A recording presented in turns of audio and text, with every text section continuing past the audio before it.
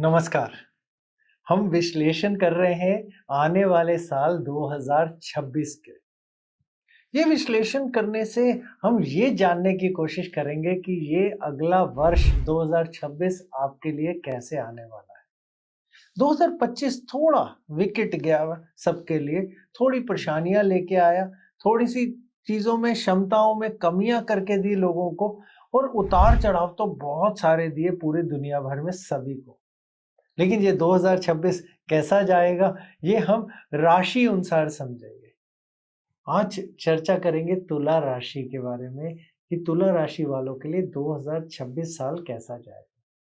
2026 तुला वालों के लिए बहुत काम के लिए ध्यान देने का साल है। सेहत के अंदर तो खासकर बहुत ज़्यादा ध्यान देना पड़ेगा, और जो भी लंबे समय के कैरियर के या आपके काम के कहते इम्प्रूवमेंट है या सुधार है, ये उसका साल है। लेकिन इसका असली इनाम आपको मिलेगा स्थिरता से। शनि आपके छठे भाव में है, इसलिए आप रूटीन के ज़रिए लड़ेंगे और जीतेंगे भी। ये भारी ज़रूर लग सकता है, यानी मेहनत वाला ज़रूर लग सकता है, पर यही आपको ताकत देगा, बेहतर आदतें देगा, बाधाओं पे बहुत बड़ी विजय दिलाएगा। और गुरु जो मध्य साल के बीच में, मिडल में जो पहुँचेंगे, तो वो आपको ग्रोथ, ऊँचाइयाँ भी देंगे, और अक्टूबर के बाद भाग्य का या आपके किसी भी जो भी मैटर्स चल रहे हैं, जब मुद्दे चल रहे हैं, उनको मजबूत सपोर्ट देगा। नवंबर के आखिर में तो राहु केतु भी अपना घर बदल रहे हैं। ये आपके कैरियर के अक्ष पर आ सकता है, इसलिए आपको सबसे बड़ी कहानी बनेगी कैरियर की विजिबिलिटी, यानी आपका अपना नाम, घर की अंदरूनी शांति भी साथ में। शनि आपके 6वें भाव में होंगे। ये नौकरी का या फिर कंपटीशन का, प्रतिस्पर्धा जिसे कहते हैं, शत्रु का, कर्ज का, अनुशासन का, दैनिक कार्य जो होते हैं, स्वास्थ्य का घर होता है। और शनि यहाँ पे आपको धीरे धीरे स्लो रिकवरी देते हैं। कोई ड्रामा नहीं करते, बिल्कुल सीधा कंसिस्टेंसी, यानी धीरे धीरे पक्के कदम करके चलेंगे तो आपको विजय बनाते।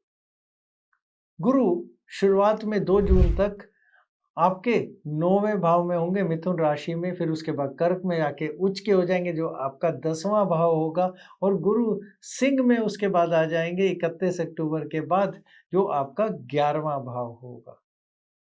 25 नवंबर को राहु और केतु दोनों अपनी राशि बदलेंगे। तब तक कुंभ में है आपके 5वें भाव में राहु, और केतु आपके सिंह में, यानी 11वें भाव में।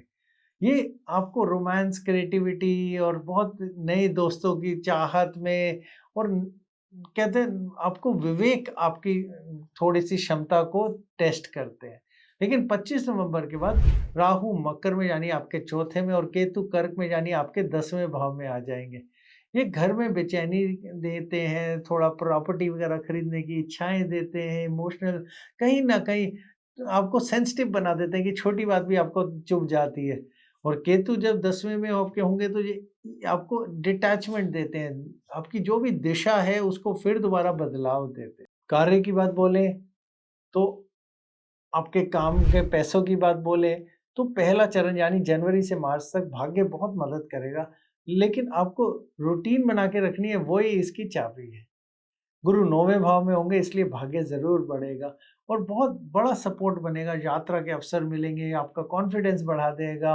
और शनि आपके छठे भाव में है, तो भाग्य को तभी काम करेगा जब आप रूटीन अच्छा करेंगे, कर्म अच्छे करेंगे, और आपको अनुशासित तरीके से काम करना पड़ेगा, खासकर आपके अपनी सेहत को लेके। दूसरा चरण अप्रैल से जून तक आपके जो भी प्रोफ़ेशन या करियर है, उसमें उतार से बिल्कुल ऊँचाइयों तक ले जाने का तैयारी करेगा।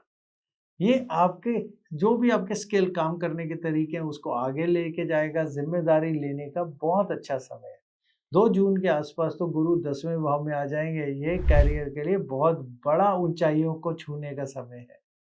तीसरे चरण की बात बोले तो जुलाई से सितंबर, ये भी करियर को आगे लेके जाने का, लेकिन ये वो भी समय है जब कार्य आपके ऊपर बहुत वर्कलोड, कार्य का बहुत भार आप पे पड़ जाएगा। तब गुरु 10वें भाव में होंगे, प्रमोशन देंगे, रोल आपको जो कार्य करते हैं उसमें कुछ बदलाव देंगे, कुछ आपको पहचान बना के देंगे, बिज़नेस में भी ग्रोथ देंगे, पहचान में भी ग्रोथ देंगे। फिर उसी समय शनि 8वें भाव में है, वर्कलोड का बहुत प्रेशर यानी काम का बहुत प्रेशर बढ़ जाएगा, टाइम बहुत तरीके से सँभाल के चलना पड़ेगा। कहीं ना ये ना हो कि आप बर्न आउट हो जाएँ और बहुत ज़ोर हो जाए तो आपका एकदम ही गिर जाए। सीज़न के अगर हम बात बोलें तो ये हिस्से अश्लेषा के अंदर आएँगे, तो अश्लेषा क्या करता है, आपकी बोलचाल की चीज़ों को बहुत अच्छा वो कर देता है और जो भी पॉलिटिक्स होती है ऑफ़िस की, वो आपके सामने लाता है, उससे बच के रहना है। चौथा भाव यानी अक्टूबर से दिसंबर तक आपको देखिएगा आपके फ़ायदे बहुत बढ़ेंगे। फिर करियर में एकदम ही बदलाव भी आने की पूरी-पूरी क्षमता बन जाएगी। 31 अक्टूबर के बाद गुरु 11वें भाव में है आपके। इनकम तो सुधरेगी, नेटवर्क में भी आपको मदद मिलेगी। लॉन्ग टर्म में जो भी आपने सोचा होगा दूर के लिए, वो आपके लिए पूरे लक्ष्य सामने भी बन जाएँगे। नवंबर के आखिर में राहु केतु 10वें मतलब केतु 10वें में और राहु चौथे में आ जाएँगे। करियर में भावनात्मक रूप से कम संतोषजनक आपको बदलाव से आते हुए नज़र आएँगे। फिर आप दिशा के लिए सोचेंगे क्या करना है। घर में अंदरूनी शांति तुरंत लानी होगी और ये सबसे बड़ा समय ये होगा कि आपको अचानक इम्पल्सिव कोई भी निर्णय नहीं लेने हैं, जो भी का निर्णय लेना है वो स्ट्रैटेजी पूरा सोच समझ के और पूरा एडजस्ट करके बैलेंस बना के करना है। रिश्तों में नवंबर तक तो राहु का 5वें में बैठने की वजह से आकर्षण और रोमांस पे बहुत ज़ोर रहेगा और ओवर अटैचमेंट या किसी से बहुत जुड़ाव भी बना रहेगा, ड्रामा भी कहीं न कहीं बन सकता है।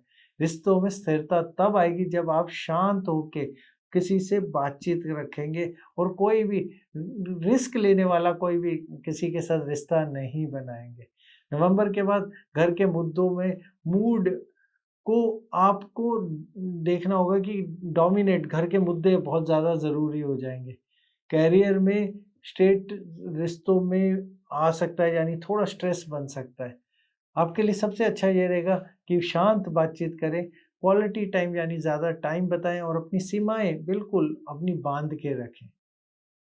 स्वास्थ्य की बात बोले तो शनि छठे भाव में है। ये सेहत सुधारने के लिए बहुत बड़ी क्षमता रखते हैं। नींद का बहुत अच्छा सिस्टम बना के रखें, सोना उठना। शुगर की बात बोले या आपके भार घटने और बढ़ने की बात बोले तो उसको संभाल के रखिएगा।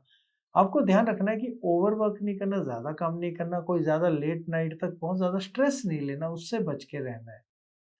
उपाय आपके लिए ये है कि शुक्रवार के दिन लक्ष्मी माता जी को के सामने दिया जलाना है और ध्यान लगाना है और अगर हो सके तो सफ़ेद मिठाई या चावल दान में देने हैं।